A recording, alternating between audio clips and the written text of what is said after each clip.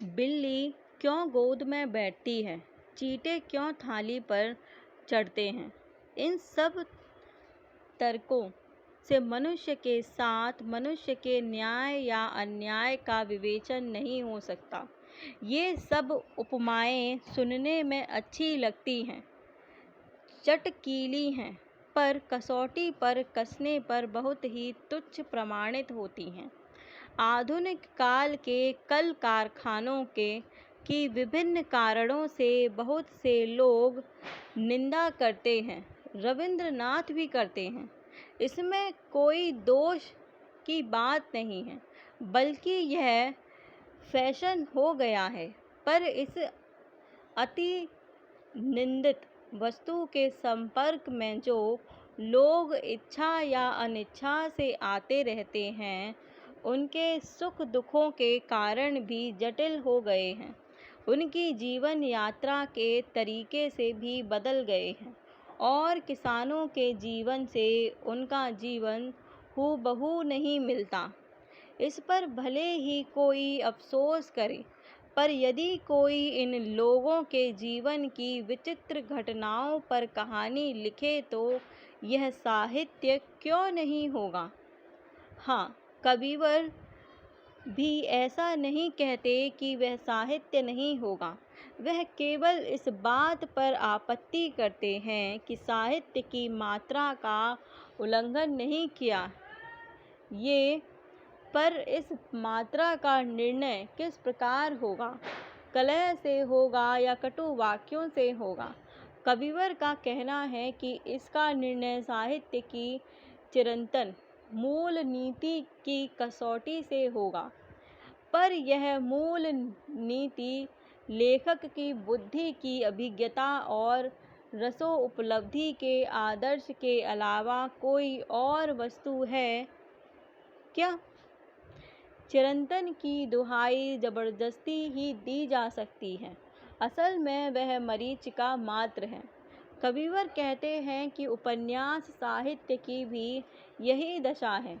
मनुष्य के प्राण का रूप चिरंतन के रूप में नीचे दब गया है।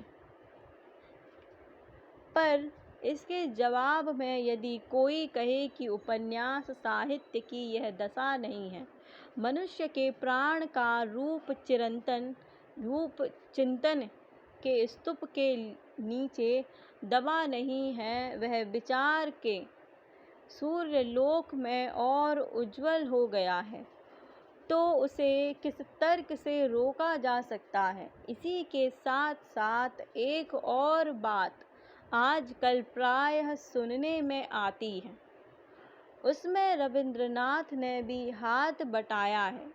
वह यह कि यदि कोई मनुष्य कहानी कई मजलिस में आए तो वह कहानी ही सुनना चाहेगा, बशर्ते कि वह सही दिमाग हो। इस वचन को स्वीकार करते हुए भी यदि पाठक कहें कि हाँ, हम यही दिमाग हैं, पर जमाना बदल गया है और हमारी उम्र भी बड़ी है, इसीलिए राजकुमार और मेंढक मेंढकी की कहानी से हमारा पेट नहीं भरता, तो यह नहीं कहा जा सकता कि यह उत्तर बहुत गुस्ताखी भरा है। वह अनायास ही ऐसा कर सकते हैं। कहानी में चिंतन शक्ति की छाप रहने पर यह परित्याज्य नहीं होती। यह विशुद्ध कहानी लिखने के लिए लेखक को चिंतन शक्ति वर्जित करने की जरूरत नहीं है। कविवर ने महाभारत और रामायण का उल्लेख करते वर्जित करने की जरूरत नहीं है।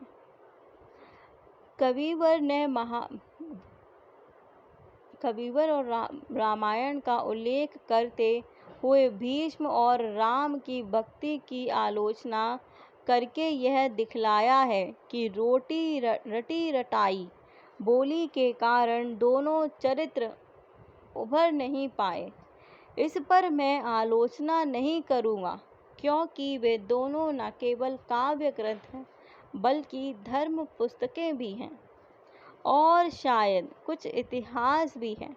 महज साधारण उपन्यास के बनाए हुए चरित्र नहीं भी हो सकते हैं। इसीलिए उन्हें साधारण काव्य उपन्यास के गज में नापते हुए मैं हिचकिचाता हूँ। कविवर के पत्र में इंटरलेस्ट गंध का बार बार प्रयोग हुआ है। ऐसा मालूम होता है कि जैसे कविवर विद्या और बुद्धि दोनों ही अर्थों में इस शब्द को ले रहे हैं।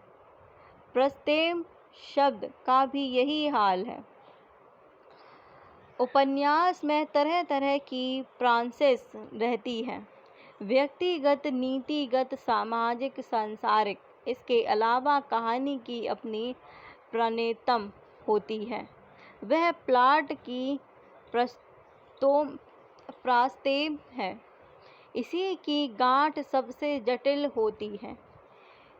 इमार संभव की प्रॉब्लम उत्तरकांड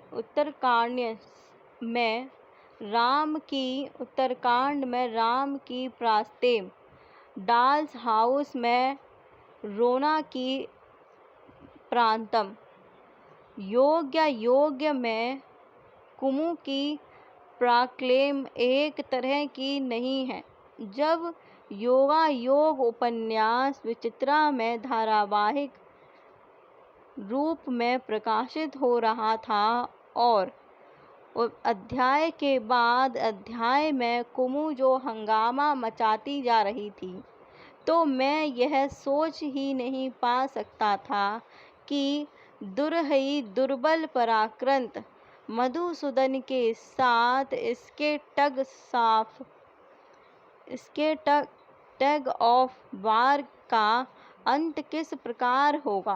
पर कौन जानता था कि समस्या इतनी मामूली थी और लेडी डॉक्टर 1 मिनट में आकर उसकी मीमांसा कर देगी। हमारे जलधर दादा को भी प्रॉब्लम फूटी आंखें नहीं भाती। उनकी एक पुस्तक में किसी तरह एक आदमी ने बहुत भारी समस्या की सृष्टि की थी, पर उनकी मीमांसा एक दूसरे के उपाय से हो गई। एक असली नाग ने आकर फनफना कर उसे काट लिया। मैंने दादा से पूछा कि भाई यह क्या हुआ। इस पर उन्होंने कहा, हाँ, इसमें क्या बात है, क्या सांप कभी किसी को नहीं काटता। अंत में एक बात और कहानी है। रविंद्रनाथ ने लिखा है, एक ज़माने में इंसान के नाटकों कई बड़ी कृद थी, पर उसी बीच में क्या उनका रंग फीका नहीं पड़ गया। बाद को क्या वह आँखों से बिल्कुल ओझल नहीं हो पाएंगे। ओझल हो सकते हैं, पर एक अनुमान मात्र है, प्रमाण नहीं। बाद में किसी समय ऐसा भी हो सकता है कि इहन का पुराना आदर फिर लौट आए। वर्तमान का कल ही साहित्य का चरम हाई कोर्ट नहीं है। इस पत्र के कारण शरद के कई भक्त और मित्र अप्रसन्न हो उठे। कभी भी कम शुद्ध नहीं। उन्होंने प्रतिवाद करते हुए शरद को लिखा कि उस लेख में उनका इशारा शरद की ओर नहीं था। विश्वास करो, मैंने ऐसा नहीं किया।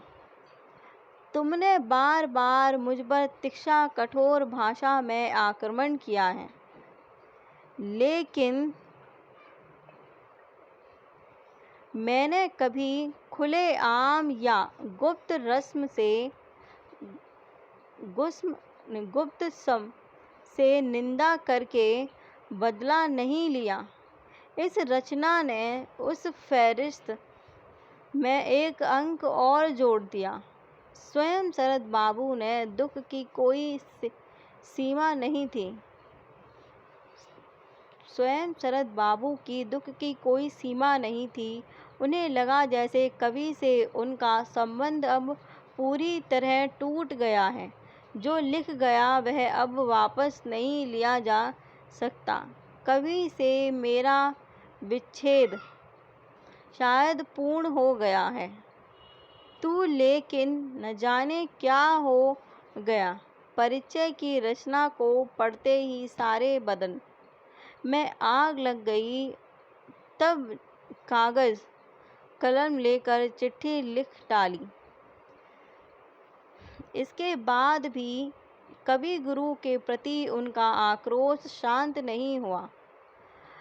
दिलीप कुमार राय को एक पत्र में उन्होंने फिर लिखा, उपमा का उदाहरण कुछ भी रविंद्रनाथ की तरह निरर्थक है और असंबद्ध ना हो, और तर्क किसी बात से भी वाष्पाच्छादित ना हो जाए। मनुष्य का अलंकारों से सुसज्जित करने की रुचि और है, और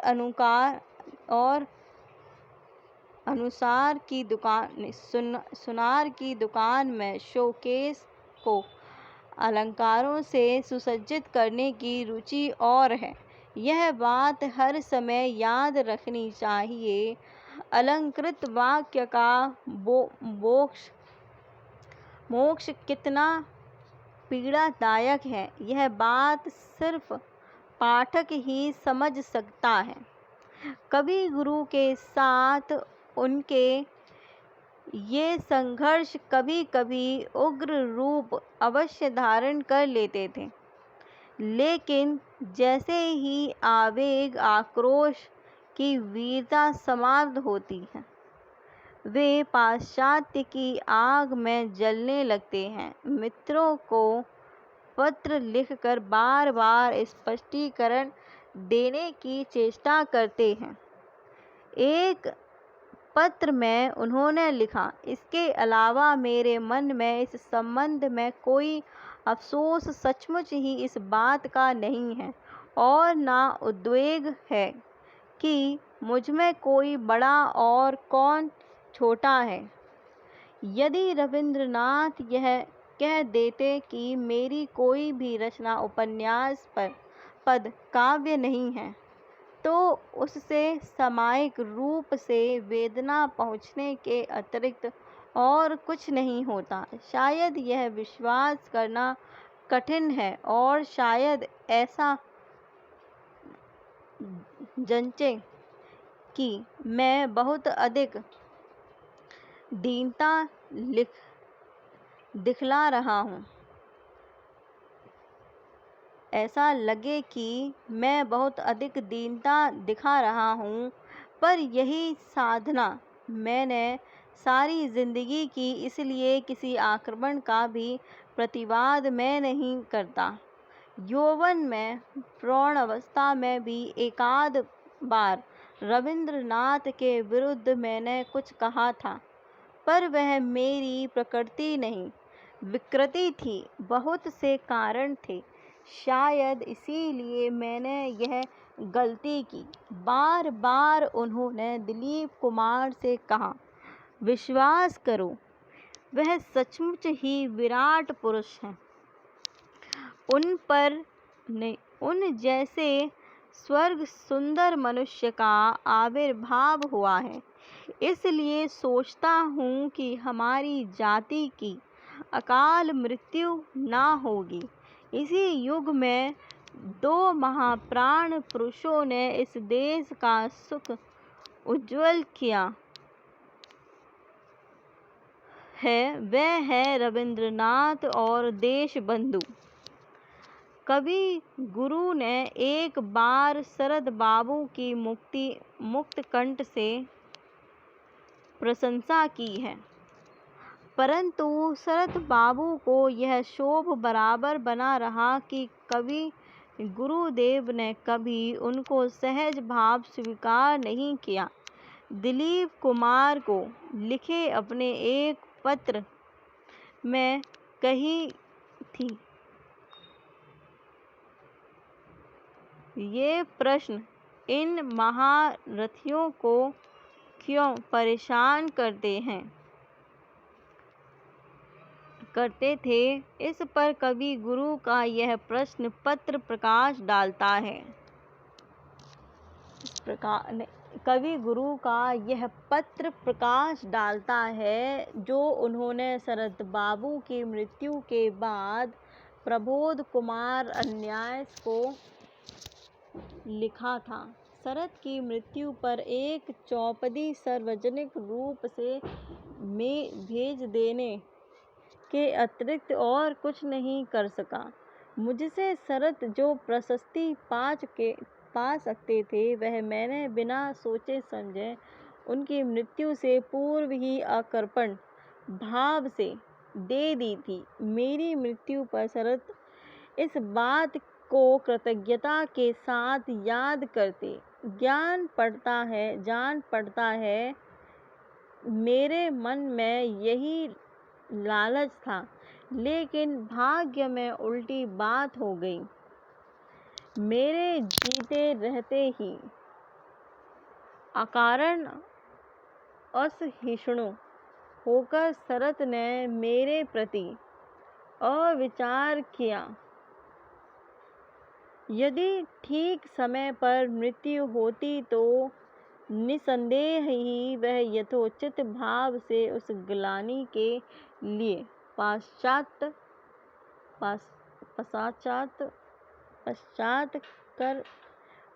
पश्चाताप कर जाते। मेरे जीवन में बंगाल साहित्य के 3 पर्व दिखाई दिए। जब मैं सभा में जाजम में एक कोने पर बैठे थे, बंकिम चंद्र मधुसूदन विदा हो चुके थे। उनके चले जाने से कुछ पहले ही दूसरा पर्व आरंभ हो गया। पहले पर्व में मैं सबसे छोटा था और दूसरे पर्व में सबसे बड़ा।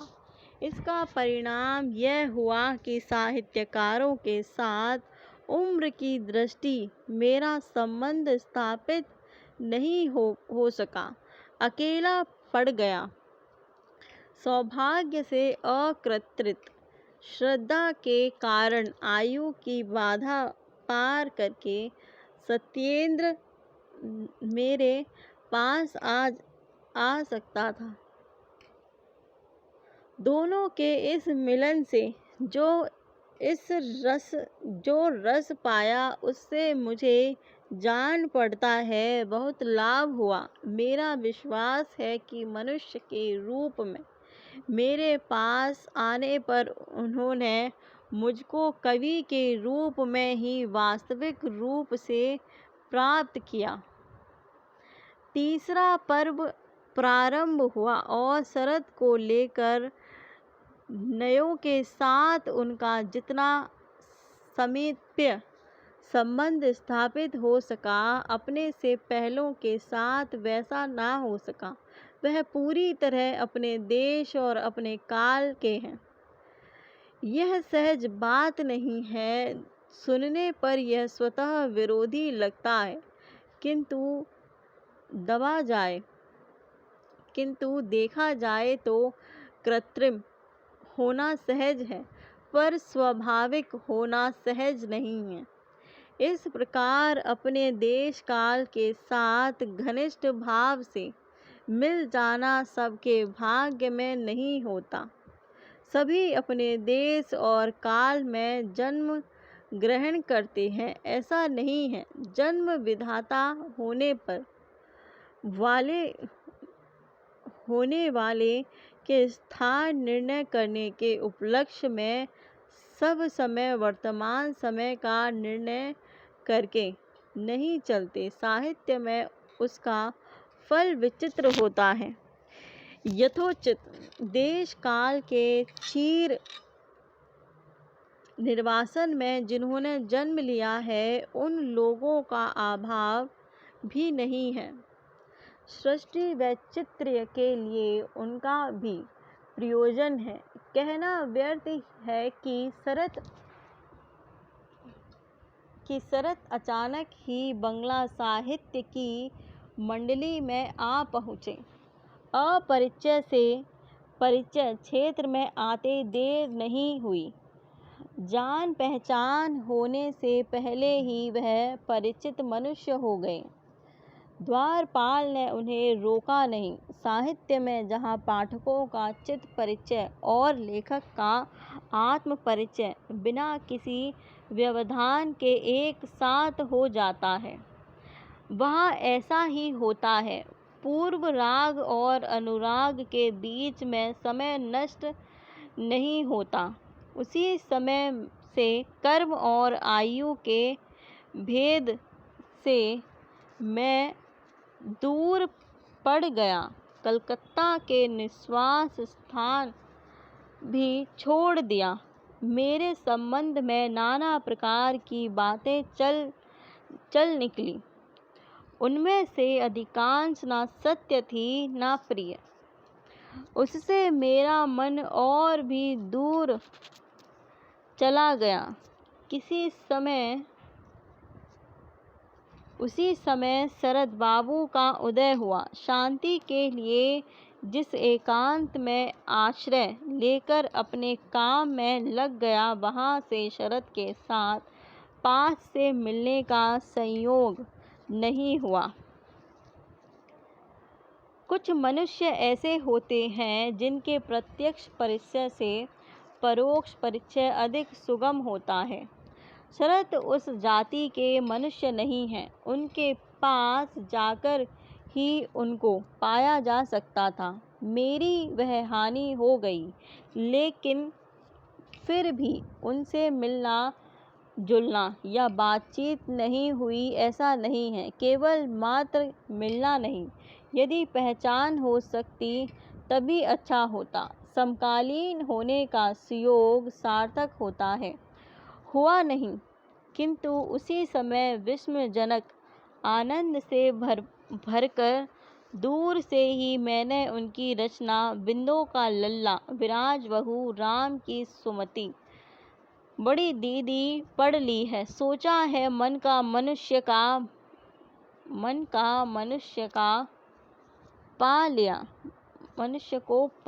मनुष्य को प्यार करने के लिए इतना ही काफ़ी है, परंतु यह काफ़ी नहीं हो सका। मनुष्य शरतचंद्र और मनुष्य रविंद्रनाथ घनिष्ठ भाव से एक दूसरे के पास नहीं आ सके और इसी कारण संघर्ष के अवसर आते रहे। और जो व्यक्ति इन दो प्रतिभाओं को आपस में टकराते देखकर प्रसन्न होना चाहते थे, वे उस संघर्ष को बढ़ाने में योग देते रहे। शरद की दृष्टि वर्तमान काल पर पड़ी। रविंद्र शाश्वत मानव के विराट चितेरे थे। शरद मात्र अन्याय का विरोध करते थे और वह किसी भी तरह मनुष्य को छोटा करके नहीं मानते थे। पतिताओं से निहित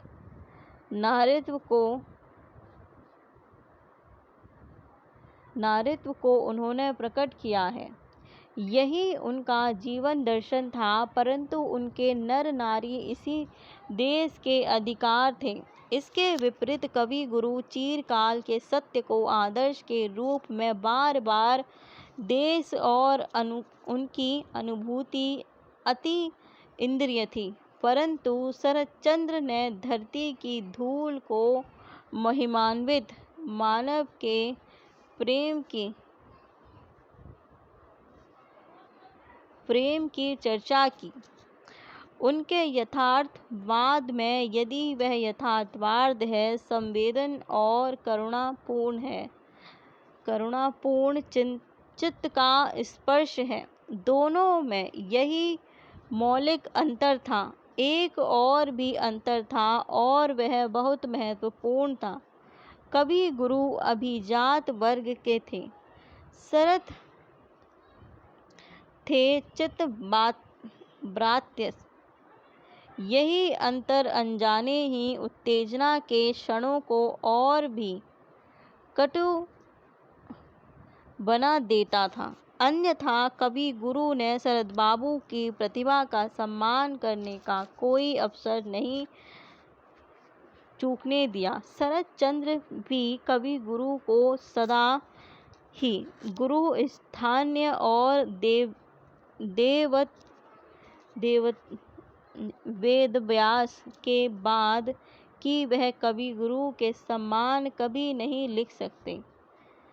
शरद सरवरी में अभिनंदन का उत्तर देते हुए सर्वप्रथम उन्होंने कवि गुरु को ही प्रणाम किया है और आशीर्वाद चाहा था। यही आशीर्वाद उनके लिए सत्य था। शेष ये शब्द क्षणिक उत्तेजना का तूफान था जो महानते हो। यही आशीर्वाद उनके लिए सत्य था, केवल क्षणिक था। महान है वह सदा स्पष्टता की वेदना के समान होती है, बरसर दूसरे ही हाथ अंतर्गत हो जाती है। रविंद्र रचना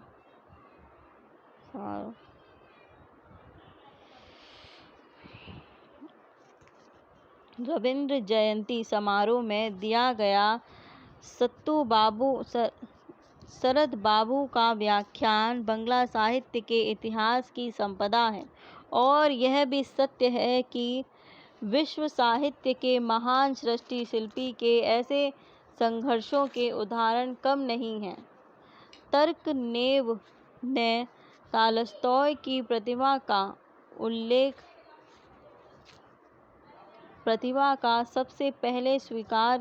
को सबसे पहले स्वीकार किया, लेकिन शीघ्र ही इन्हीं कारणों से वह प्रशंसा अप्रिय संघर्ष में बदल गई। दोनों में बार एक दूसरे पर आक्रमण किए, बार क्षमा मांगी।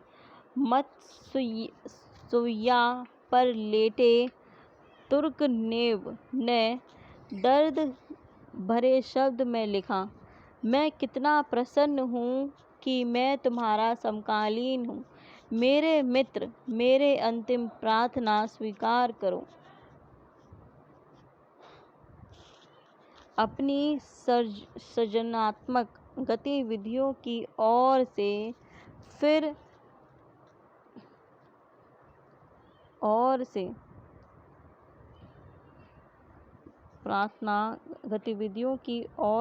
फिर ध्यान दो।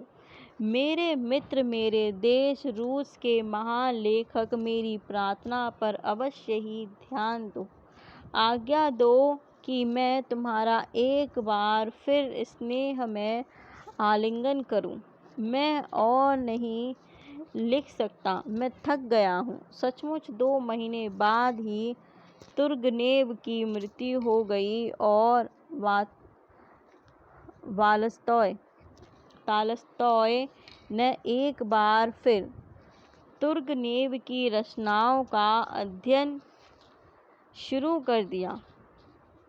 यहाँ ये भाग पूर्ण होता है। मेरा वीडियो देखने के लिए आपका धन्यवाद। मैं आपसे फिर मिलूँगी एक नए वीडियो में एक नए भाग के साथ। तब तक के लिए आप सभी को नमस्कार।